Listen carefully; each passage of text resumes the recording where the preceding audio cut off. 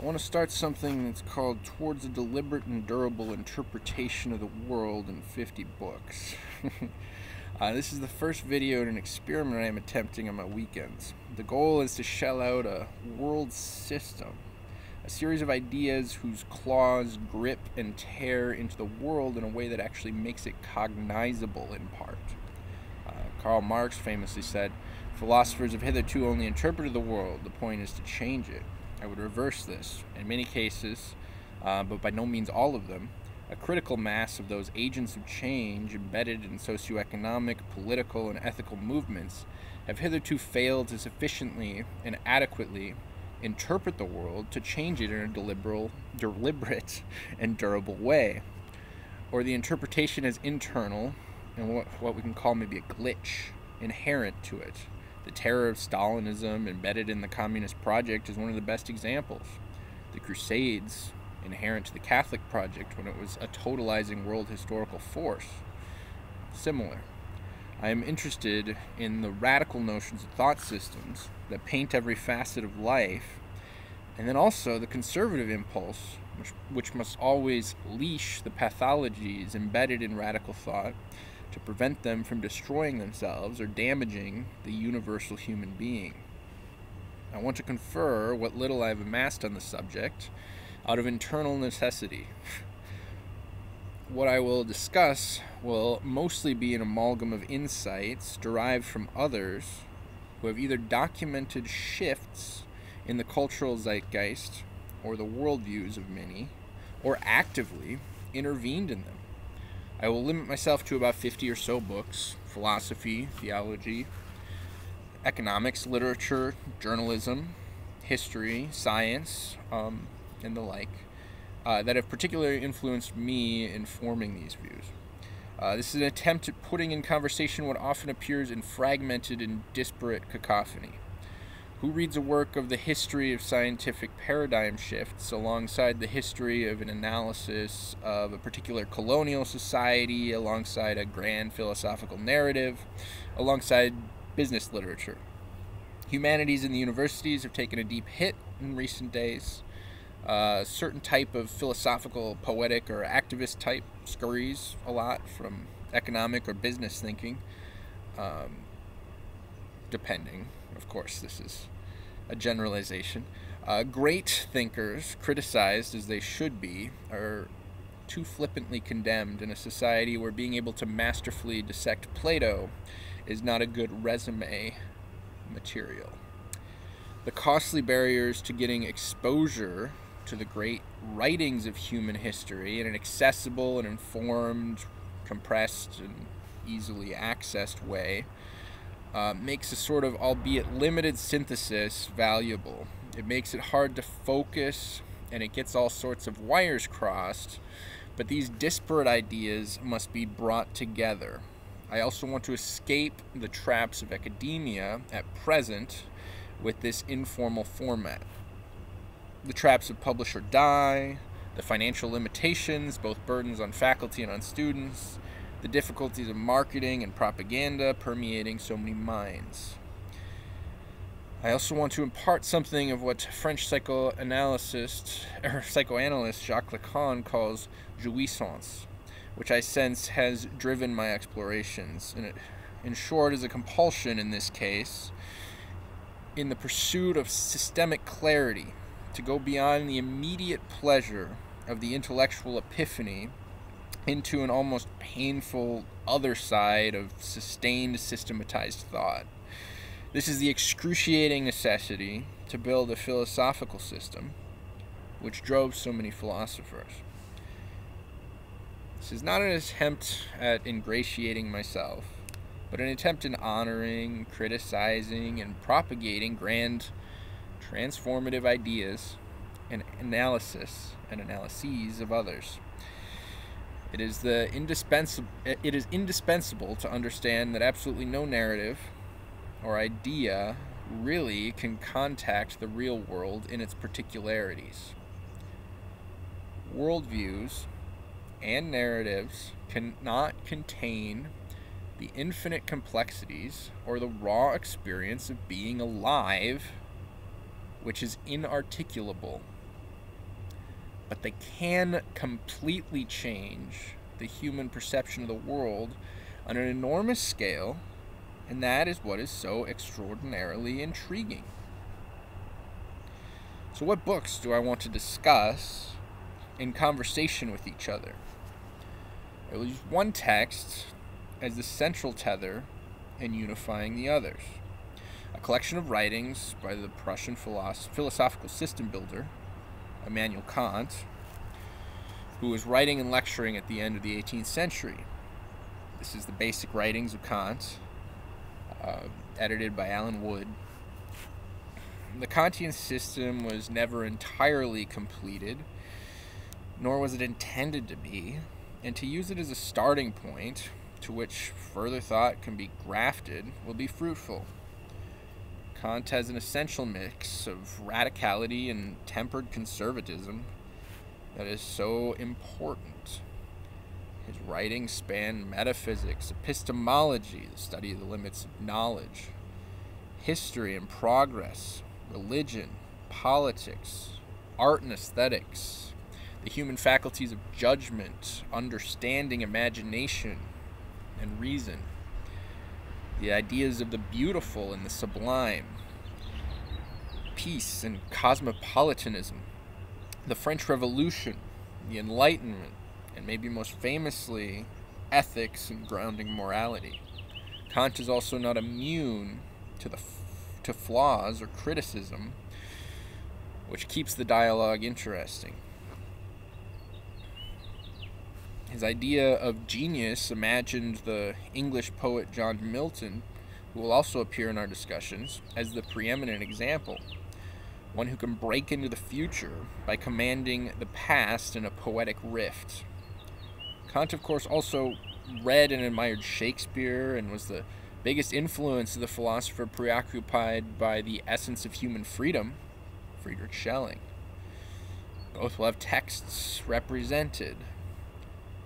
Kant, no doubt, read and was influenced by Plato, and this intersection will be explored if time allows. The contemporary theorists I most admire all engage with Kant in different ways. Slavoj Žižek's The Parallax View and Kojin Karatani's Transcritique, Kant and Marx, are excellent works on a topic that will often come up, parallax theory, and both are heavily indebted to Kant. Alenka Zupanchik's Ethics of the Real, Kant and Lacan, is one of the more fascinating developments in ethical thought today. A further book is Karatani's work on the intersections between Kant and Freud that serve to help us understand the linkages between the idea of the nation, the capital investment behind different countries' economies, and their governments, titled Nation and Aesthetics. Ideological or parallel linkages between Kant and those who have no direct reference to him will also be established. So there's a lot of theological, mythological, and philosophical systems that we're going to discuss, and I just want to maybe talk a little bit about some of these works because they've been very influential on me over time, and some that I'm just kind of getting into and engaging with now, and I haven't really fully gotten into them, but I've definitely built up a sort of perception of the importance of these works. And of course, I think it's good to begin at the beginning. I want to make sure a selection of writings from the original Hebrew, of course, a translation. I unfortunately don't know Hebrew of the Old Testament. Maybe the more poetic books are a good starting point. I particularly find some insights within Job, Proverbs, the philosophy inherent, and one of the most transformative world systems, Christianity, I think, and Judaism. also you should read the philosophical background of some of these things in Proverbs. Ecclesiastes I find very interesting. I find the Robert Alter's poetic translations of the Hebrew, titled the Wisdom Books, to be very insightful analyses of these three books, to get an original poetic reading, because they are very powerful works that fit very well in the complexity of the human's experience. And I think a lot of narratives fail in really articulating and getting to the bottom of that impossible paradoxical balance within the human. You know, the pain and the grieving of Job when he's doing everything right. And in some ways, I think that sort of extraordinarily capacity within these poetic texts is why Christianity became such a world force. And I mean, I also would never engage with those who see that as truth, as not sort of true system. I think the particularities and peculiarities of truth and how it's interpreted, I'm not making these sort of claims here. I'm more interested in the power of the word. And then to continue with that, I think going into the Roman age and reading the letters of Paul in the New Testament is essential. I mean, the Pauline influence on philosophy alone would make it reasonable, but Paul's influence on the spread of Christianity in the world, and it's of course a very interesting text from a literary perspective, let alone from like a theological and religious perspective, and like the force with which he writes, you know, as an apostle of the mighty divine, as you know, he would that a Christian would say, and then as that sort of religious potency is circulating, I'm very interested in the poetry of John Milton. Of course, Paradise Lost and Samson Agonistes among the most important poetic works here, because he takes that world-defining biblical interpretation, and he creates this radical sort of republicanism that wants to do away with the king and condemns these things, and it's this fierce poetry, and there's dialogues between Satan and Mammon, and there's archangels speaking, and Adam and Eve, but it's like breaking through, and there's these glimmers of human rationality, and like this enlightenment age that's like he's bringing forth this new enlightenment upon England at the time, through this transformation of the old paradigm of what the world is and appears to and is read through, and still can be read through if you really delve into it. And he kind of brings something totally new, and it's like I said, what Kant would call genius. And then I think it would be good to go back in time and go back to the Greek classics, of course. I think a work of philosophy and a work of literature or theater, tragic drama, probably. Both Paradise Lost and Samson Agonistes are kind of a tragic sort of thing, and Milton even references Sophocles here. So I think Sophocles' three tragedies, Oedipus Rex, Oedipus at Colonus, and Antigone, are are very important to read in the way classical interpretations of fate are made and drawn, and it's just very informative for these sort of worldviews, because Sophocles, of course, is another one of those figures that is pervasive within ideas about how the world works, and honor and respect and dignity, and the inability to escape historical necessity or prophecy,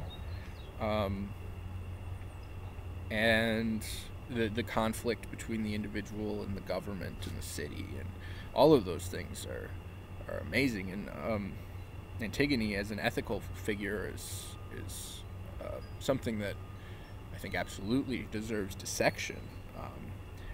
And then, of course, as a work of philosophy, reading Plato's Republic and some of his other dialogues here, whether that's the Meno or maybe the Phaedo, and I'll butcher the Greek pronunciations because I haven't really thought of, or studied much in Greek, but the that reading Plato's Republic as, I mean, it's one of the most read works in society, and it creates a sort of overview of the Western world. You know, reading important parts of the New Testament and the Old Testament, and Paradise Lost and Sophocles, Plato. I mean, this is very important. And then I think while we're kind of dealing with tragedy in a very unstable and uncertain world, and there's full of military conflict and kind of a brutal underbelly to the reality of our experiences that is so kind of plastered over by a more saccharine maybe marketing scheme, but that's not quite the right word. There's things on the surface that definitely shroud a darker side. So I think one of the most powerful plays I've ever seen performed would be Shakespeare's King Lear. I don't think we can really neglect reading one of Shakespeare's great tragedies. I don't think that's something we should do, and I find it a wonderful text. It's horrifying and scary and dark, but also there's like a sort of courageousness despite that darkness, which that's the kind of kernel of hope that makes things so interesting and makes life so worth living.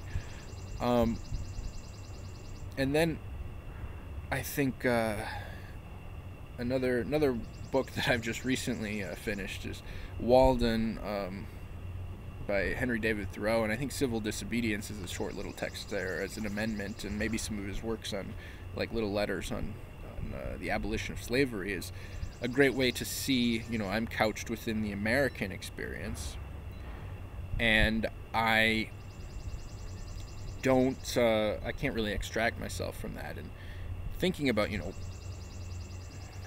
Thoreau had an enormous impact on you know, Gandhi and Martin Luther King, but also the world at large, whether that's environmentalism, simple living, a sort of resistance to the tide of progress in industry, and I've found him extraordinarily fascinating, and it's one of my favorite pursuits. You know, amid this coronavirus pandemic, you know, one of the few things you can do is go on walks in the woods, as long as you practice social distancing, and, you know, have his audiobook in my headphones and stare at the pond and the trees and the way the grass moves in the wind. And there is a sort of similar, it would be interesting to kind of think about Thoreau's concept of genius and his concepts of a lot of things, simplicity, the traps of desperation, the way that we live, the protests against American slavery, and it's just a very good text. And then I think another text that is kind of an indispensable philosophical work is Mary Wollstonecraft's Vindication of the Rights of Women. I think I don't think there is a more quintessential and work of feminist philosophy that sort of grounds and founds a very deep contribution to a system of thinking that breaks away from a more exclusionary system that wants to deprive or take out certain groups of society, and half of society in a lot of cases. And it was more written as a critique of Rousseau and his project. But then again, Kant's system is heavily reliant on a sort of conversation between Rousseau and Hobbes, and reading Kant alongside Wollstonecraft is a very fascinating thing to do, because you get these sorts of glimmers of rejecting the exclusionary energy in a system like this. And there's also just something so self-critical within every sentence of Wollstonecraft, and the English is wonderful to read too, because I unfortunately am not trained in the German, so Kant is always a bulky English rendition, but Wollstonecraft, she wrote in English, of course, so it's more of a enjoyable experience to read that English. And then I think another one would be to go and engage with a text that has a quote from Paradise Lost grafted in the first page, and it also happens to be the daughter of Mary Wollstonecraft, Mary Shelley, who wrote Frankenstein, which is another one of those texts that balances the conservative with the radical in such a way that it is as a critique of itself and the ways in which humanity is moving forward. And it's so important today to read something like that, because you have artificial intelligence, you have the genetic alterations in science, and climate catastrophe, and the way that humans are creating a monster of that, or the way that our systems function currently, and whether you say industrial agriculture and meat industries make it more likely to create a pathogen that becomes a monster. There's a sort of Promethean critique within of the human being, and it's just a wonderful text by a very insightful thinker, and it's a nice it's a very good novel. And then I think, if we're talking world systems and important texts within the history of human thought, you absolutely have to read a decent collection of Karl Marx. I'd say the Hackett Selected Writings is my personal favorite, because he has a lot of engagement with Friedrich Hegel. Oh my God, everyone's named Friedrich, but not Hegel. George Wilhelm Hegel, and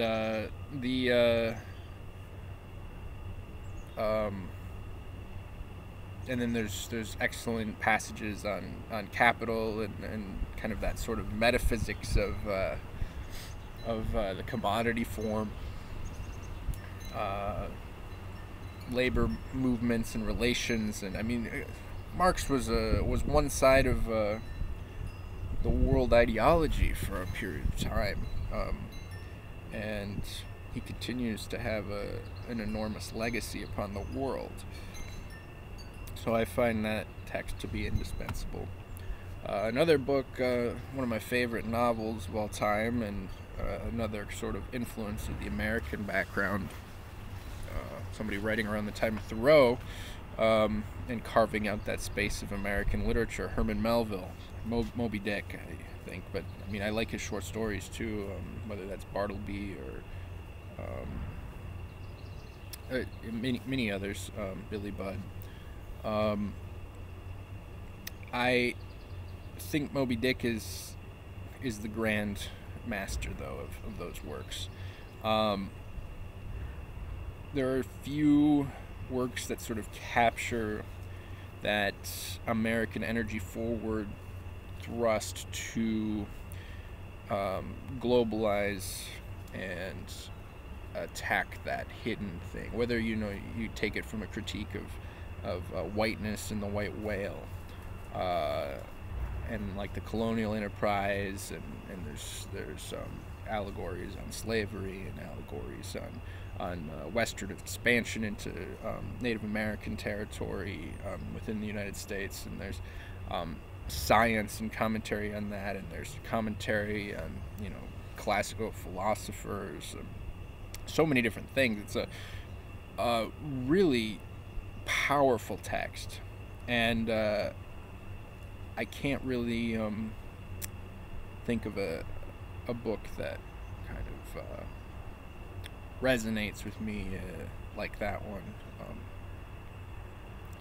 And then in the overall thinking of the world system, or world systems generally, the psychoanalytic shift brought about by Sigmund Freud, I think a collection of his writings is also essential. And I'm not an authority on what the best collection is, but I think at least a selection of texts, whether interpretation of dreams or beyond the pleasure principle.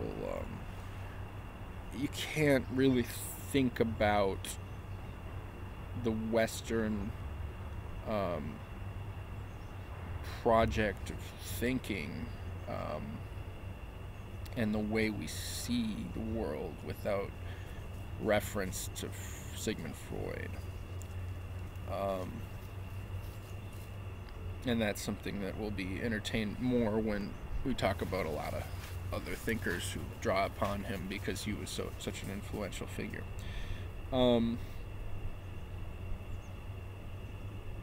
Another figure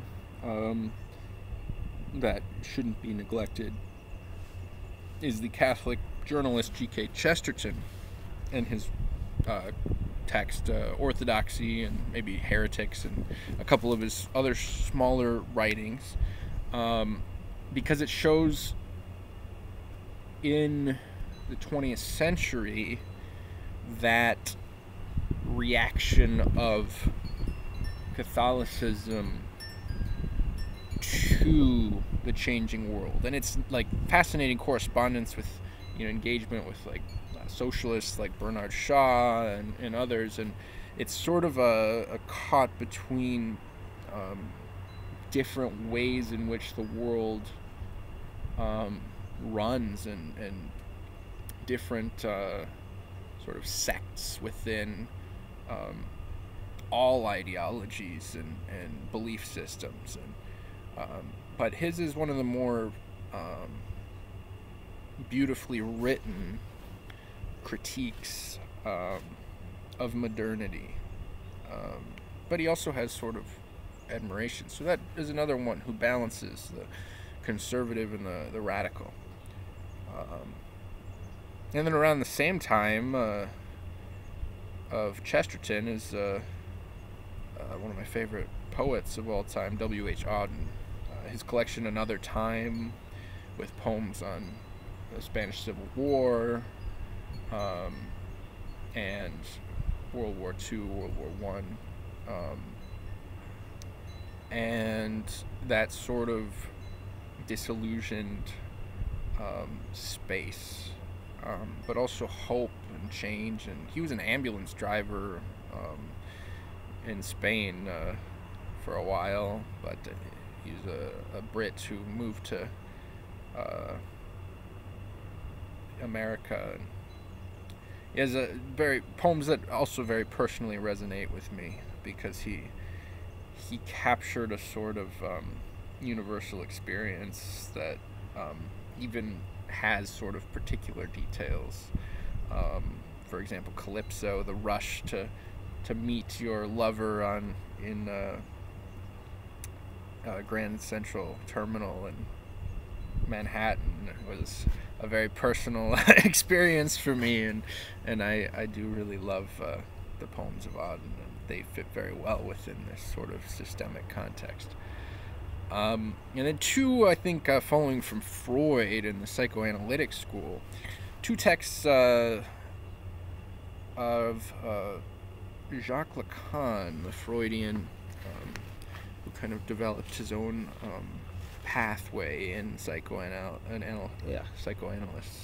analysis, and influenced so many philosophers. And two seminars in particular that are transcribed in writing in their kind of conversations with students, I've found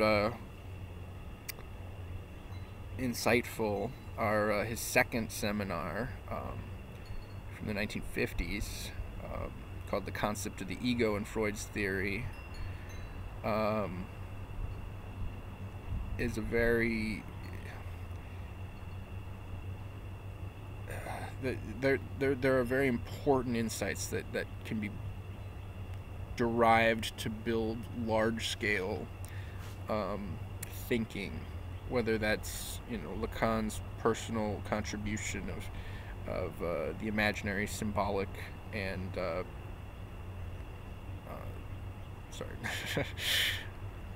the imaginary, the symbolic, and the real triad.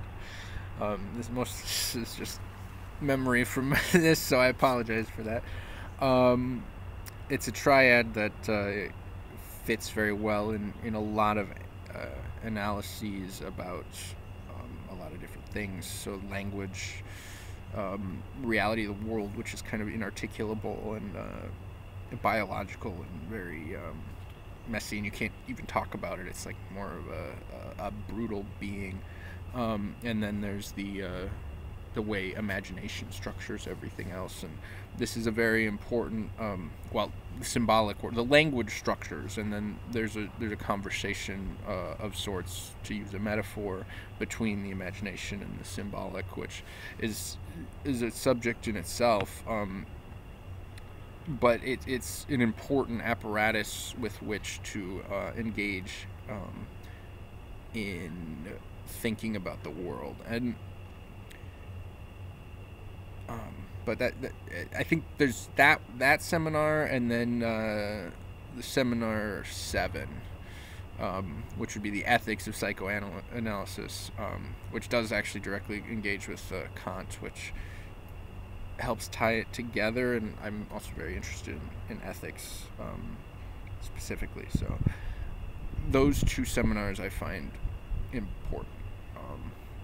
Another text, as a technician in employment, would be The Critique of Economic Reason by another Frenchman, André Gorz, who is a philosopher of environmental theory as well as economic theory. He's kind of an advocate for universal basic income, which is a hot topic today, as well as reduced work week and a reconceptualization of freedom as leisure time, coupled with contribution to society. So you would divide that sort of socially necessary work. Everyone's talking about essential workers today, which kind of implies that there's a sort of not essential part of the economy. And you would make sure that socially necessary work for the betterment of society is all done and accounted for, and everyone has their responsibility to that. And then once you have that sort of basic substratum of subsistence, you can couple that with a sort of leisure excess, which is the freedom to do all of these things. It's free time. It's not constrained by beyond the necessary responsibility. And I think that's very intriguing, because I think thinking about freedom generally, I think all of these thinkers think about freedom a lot, but that's a nice way to sort of reorient freedom, and it engages a lot of different thought. And then another novel, I think, is a good sort of critique of the systems that play. Maybe one of the best, and also a very well read text, is Brave New World by Aldous Huxley. One of my favorite novels also. I think it presents a sort of feeling like you're being swallowed in the culture, is the best way I can put it. It's a sort of desperation that completely drowns you, because you recognize that you can't extract yourself from that cultural systemic pressure that's constantly barraging you, and there's a sort of inability to resist. But then inherent within Huxley's work is that sort of radical potentiality within the individual who severs themselves from that totalizing paradigm of, swallow the soma, and which in a world of opioid epidemics is very prescient. Another world changer that offered a extraordinary self-critique is, of course, Martin Luther King Jr. His text, Chaos or Community, where we go from here, which he wrote in Jamaica, kind of shut in after a lot of civil rights activism was already underway, and you have Civil Rights Act and a lot of different things that were affected by King's movement, and it's him sitting down, isolating himself a little bit and critiquing it and thinking about its limits and its failures, and it's just very self-aware, and it's an extraordinary text, and I think it's essential to read something by Martin Luther King Jr., but it's also just one of the better things to kind of read, because it, the things that he sees as going wrong in the movement, or things that are excesses, or things that are going to take immensely more work, and the failures and the limitations and all of these things, he kind of brings those up, and that's important. And also there's a profound hope while he presents all of the sort of false hope. So he shatters the false hope with rigorous critique, and then also sustains a new hope of let's move forward. And it's a wonderful text. Right now, I think another novel that should be read, and my wife is a very big fan of it, is one that everyone's reading these days, but I think having that as a baseline cultural textual sharing is a good thing. That would be The Plague by Albert Camus, about failure to act on a scientifically determined and known crisis, whether that's climate change, of course, or the pandemic, coronavirus, COVID-19. So it's a very important moment to be delving into the work of this Algerian-French writer. Another one, I think, that kind of builds within a movement framework. It's another prescient kind of work that predicts things like the protests on Wall Street in response to the financial crisis of 2008, the Occupy movement. Would be Cosmopolis by Don DeLillo. It's a very slim volume. I think he's written maybe more world-changing books than that, but it's one that really fits within the cosmopolitan thinking and a wonderful critique of billionaire wealth and financial markets, and great quotes and insight into that, and it's all contained within a limousine ride to get a haircut, and it's also a great movie adaptation of it by the very fun director David Cronenberg. So I think that is an important contribution. And then you have something like Mumbo Jumbo by Ishmael Reed to continue with what we often call postmodernist literature, whatever that means in its particularity. But that's a very fascinating text too, because it's just so unconventional and ties so much of the symbolic space and together in a way that kind of alters thinking patterns, and it's a good text. And then there's the works that I mentioned about,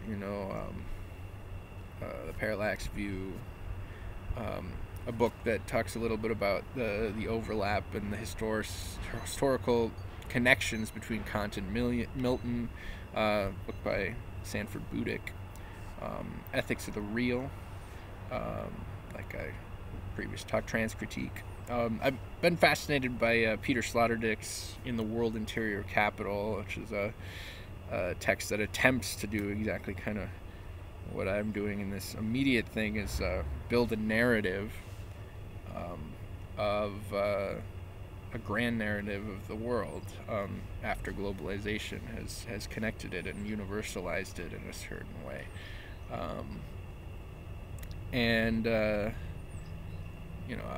Zupančič, I also kind of am interested in her text, What is Sex? Very interesting, delving into some psychoanalytic theory about sex, which always one of those phenomena that's world constitutive.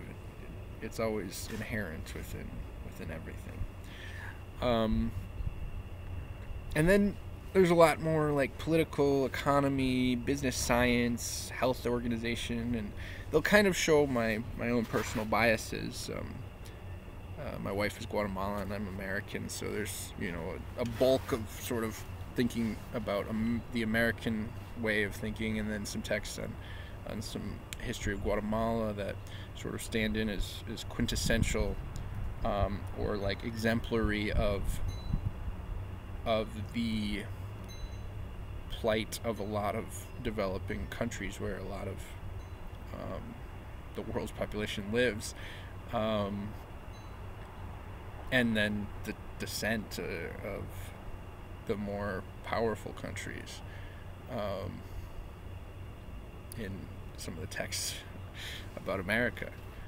So I think an essential one's the Austrian economist Joseph Schumpeter.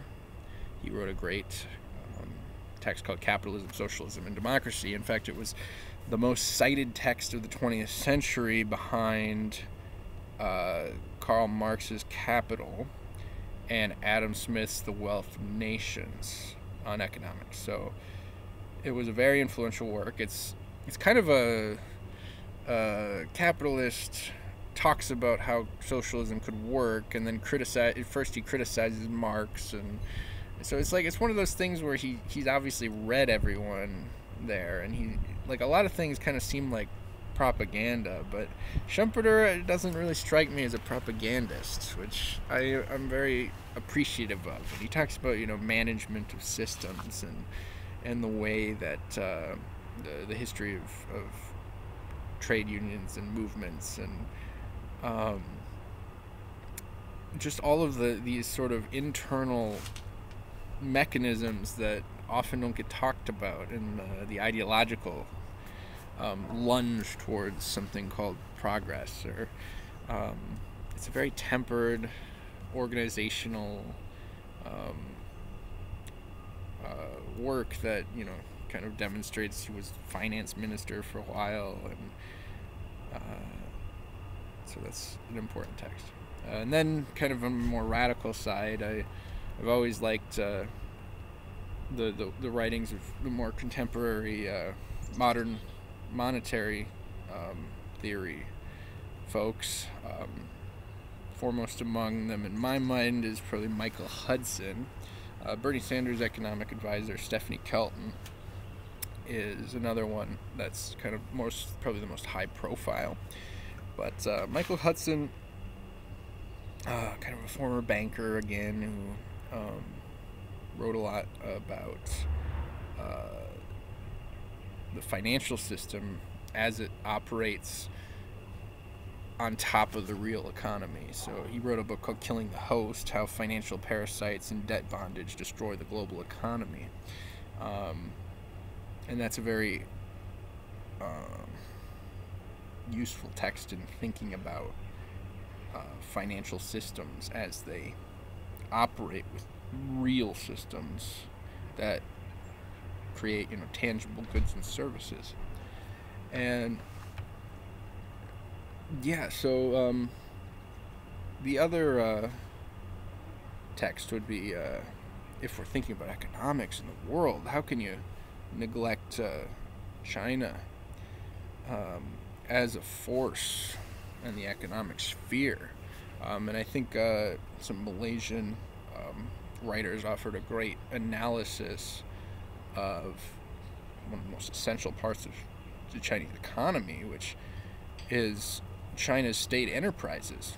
A text called China's State Enterprises by Lian Chong, and it offers a sort of look at state-run corporations that isn't often presented in the West. And these are all very powerful economic institutions. And then the side that again shows my American background is there's 4 texts that I really want to look at American corporation structure. And you can't, there's so many few people, unless you kind of go off to business school or something, people don't like to read a lot of these business texts. And the text that I'm referring to would kind of provide a look, a detailed look at a specific organization, and then also a sort of critical analysis, and then a comment on how the organization has sort of transformed the world. And maybe the best example of that would be The Walmart Effect by Charles Fishman. I think his look at Walmart is very well put together and well thought out, and how it affects globalization and outsourcing and impacts rural communities, and the price of commodities and the availability of consumer goods to so many people, and the way that it sort of highlights this sort of back and forth between progress and damage to already existing things. And then another one would be At Any Cost, Jack Welch, General Electric and the Pursuit of Profit by Thomas O'Boyle, I think is another text that, looking at General Electric specifically, and an engineering company that is so important to utilities and airplanes, air travel, transportation, electrical appliances, all of those things, computers, something just so transformative, is another important text to kind of look at with a critical eye on the American way of business. Another one would be Private Empire, ExxonMobil and American Power by the journalist from the New Yorker, Steve Cole. It's a massive contribution to hefty volume. Contribution to our understanding of how ExxonMobil works, and it's a very important thing. Oil today is a hot topic with climate change and denial, and the price of oil changing, and just the historical background behind a lot of these things and how these organizations became so powerful, and also how they transformed the world and transformed the way we think about the world, can only really be seen if you do a sustained investigation into them. And then the final one there, I think, is it's one of the largest private organizations in the world. It's Invisible Giant on Cargill's Transnational Strategies by Brian Kneen. It's a text that analyzes the American food system, which is now the global food system, whether you talk about Cargill or JBS or Archer Daniel Midlands. The whole organization is very important to ponder. It's, you can't even really begin to think about why the food system and the agricultural system is what it is without thinking about Cargill, which is very close to home, headquartered in Minnesota, where I currently reside.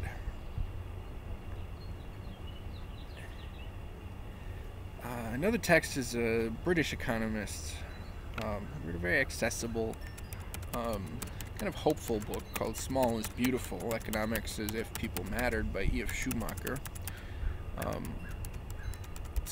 Talks a little bit about peak oil, which was the craze then, or the fear then. And I just admire the way that he writes, and it's a good kind of foil to Joseph Schumpeter's Capitalism, Socialism, Democracy, which talks about this rigorously organized, centralized sort of state bureaucracy that's very efficient and in tune with providing for society's needs, because it's all about, Schumacher's all about small businesses and small organizations and dispersed power and dispersed labor and the balance of these organizations to fit human needs and economies that are scaled for what their intent is. You don't want, if it's a giant transport system, yeah, maybe it should be a national system, like a national rail system in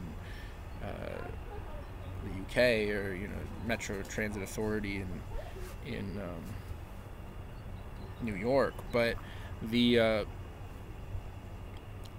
it's all about appropriate sizes. The mom and pop restaurant is probably the best scale for a restaurant. We'll see. I mean, there's arguments about all these things, but it's important to have those kind of interesting back and forth conversations. And I suppose that takes me to a good critique of the media, which it's sort of a revival of the 1980s text by Chomsky and Herman, Manufacturing Consent. It's a new text called Still Manufacturing Consent, Propaganda in the Information Age, edited and assembled by Alan MacLeod. It's a collection of essays that looks at the media structure, not just in the United States, but actually in a lot of different countries, from Kenya to elsewhere. And it talks a lot about the influence of the 5 filters discussed by Chomsky and Herman as they apply today. Whether that's flack from viewership influencing the content we receive, to the funding structures and the need for advertising revenue to influence what information we're allowed to receive within a given media environment, to the way that press conferences and the embeddedness of state actors and press secretaries are like maybe a prime source of information for a lot of journalists. So then that gets brought back and regurgitated through the media landscape. So it's just a very important side of systemic thinking.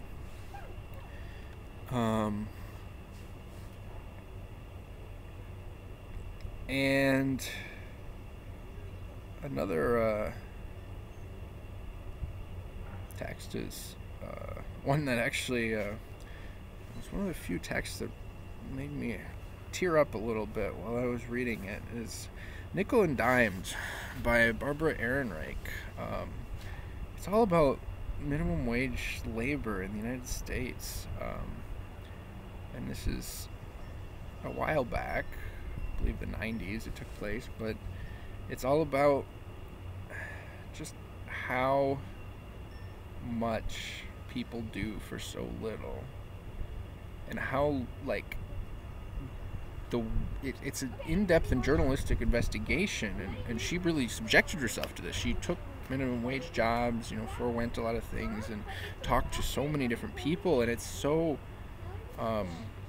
eye-opening, like what this underbelly of American poverty looks like. And it's sort of it's a very tragic yet somehow hopeful investigation, and very profound work. And then her other work, I think, is also important, Bait and Switch, where she talks about the new economy for college graduates who have done all of the work, to excel, but now there's this surplus of graduates and this shortage of high-paying jobs. The wage rates have been severely inflated by, or deflated, or the economic term wouldn't be deflated, but there is definitely a surplus of college graduates in comparison to the number of high-paying jobs out there. And then one of my favorite historians, Schlesinger, who wrote a book called Act of Creation, History and of the Founding of the United Nations. Talks a lot about Truman and the conferences going on in San Francisco that founded a world organization, maybe the most powerful or well thought out that ever really existed. Not to say that it has an enormous power today, but that sort of idealism and thinking about the world as a global cosmopolitan system is very relevant to what we're discussing. And then both Bitter Fruit, Story of the American Coup in Guatemala, also by Schlesinger, and his associate Kinzer, and La Patria del Criollo by Severo Martinez Pelias, offer a two-faceted interpretation of Guatemalan history. One is the American imperialist project and the anti-communist justification for enriching American companies, here the United Fruit Company, and then the fact that there was this kind of critical moment in Guatemalan history where Arevalo and Arbenz, two political kind of revolutionaries, were in power, and while Arbenz was the president, he was overthrown by a CIA-backed coup attempt, and it was really, they had drafted new constitutions that were kind of overturning the conservative order, which is then portrayed in La Patria del Criollo as, you know, the Spaniard colonial mindset, and the way certain hierarchies of power were established. There was a real reimagining of society there, and then a lot of violence and future conflict, I think, came out of the destruction of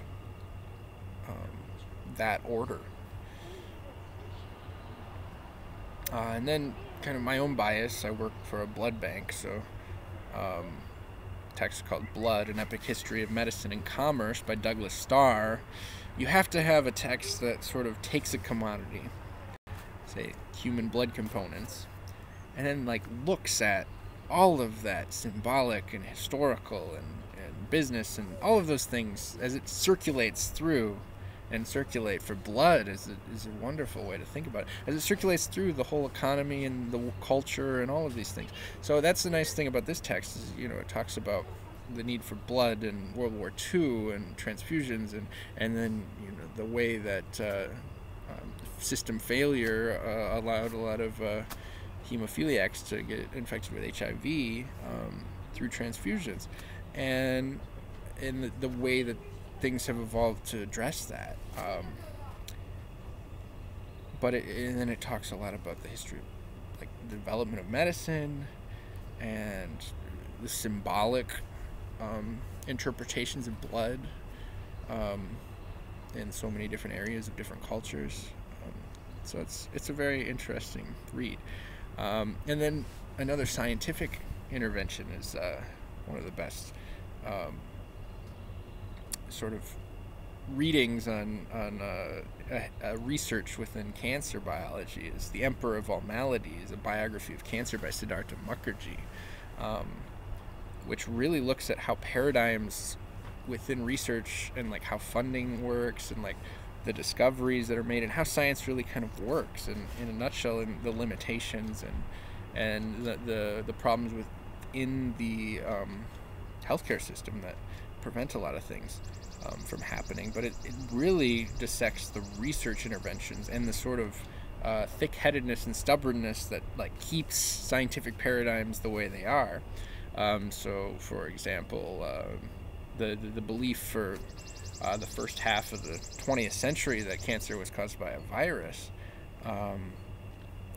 really influenced how cancer research was conducted, and it wasn't until there was a paradigm shift, and then people, oh, it's probably genetic, it's probably, a metabolic disease, it's blah, blah, blah. So, like, you get all of these, like, sort of parts to, like, just the way science in general is conducted.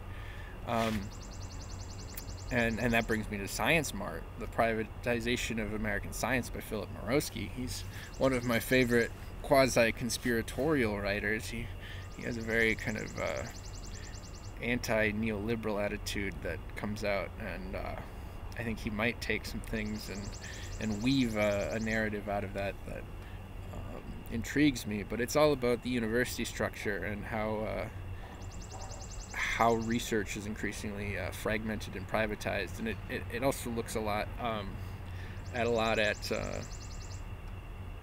the state of American research and academia, and then a history of it.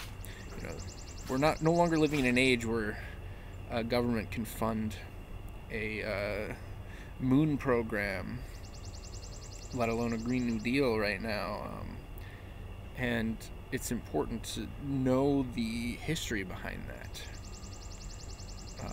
And then another very important work for today and the political landscape is American Sickness, How Healthcare Became Big Business and How You Could Take It Back. And that's by Elizabeth, what's her last name? Sorry, can't remember her last name right now, but it starts with an R. And that text is very good at diagnosing the healthcare crisis that everyone is talking about now, at least on the left side of American politics, the left side, whatever that means. But it looks a lot at insurance difficulties, pharmaceutical difficulties, hospitals themselves. It just does a sustained critical analysis and dissection of the American healthcare system, which is a very hot topic, and it's been a hot topic for a long time. It's very dysfunctional in a lot of ways. There's a lot of problems inherent to the system, and what we're talking about are the ways that the system has these pathologies within them that must be restrained and restored, and there needs to be breaking out of systems and then coming into things in the future. It's just a transition or an evolution of systems. And then the final text on this list is another text on cancer research, but it's on a different side. It's very global. It's by a doctor named Azra Raza. She wrote a book called The First Cell and the Human Cost of Pursuing Cancer to the Last, which is very much about more compassionate, more global use of preventative care mechanisms and then palliative mechanisms, and not so much on this like financially motivated and sort of quest for the glory of curing the worst of cancer if we're not investing in preventative treatment to massive levels and globalizing our healthcare system, which globalizing our healthcare system in the world of a pandemic is very important. We need to be able to adapt as a whole world civilization, as a cosmopolitan civilization. And that's one thing that made this book interesting. So basically, it's about 50 books. I think it might be 51 or so. I just wanted to briefly give an overview of, and I want to talk a little bit more in depth about some of these things in the future. But that is a sort of general list, and if you have a lot of pandemic-related reading time or whatever, I encourage you to explore them. But thank you for bearing with me. If you're still with me after an hour of this rambling, I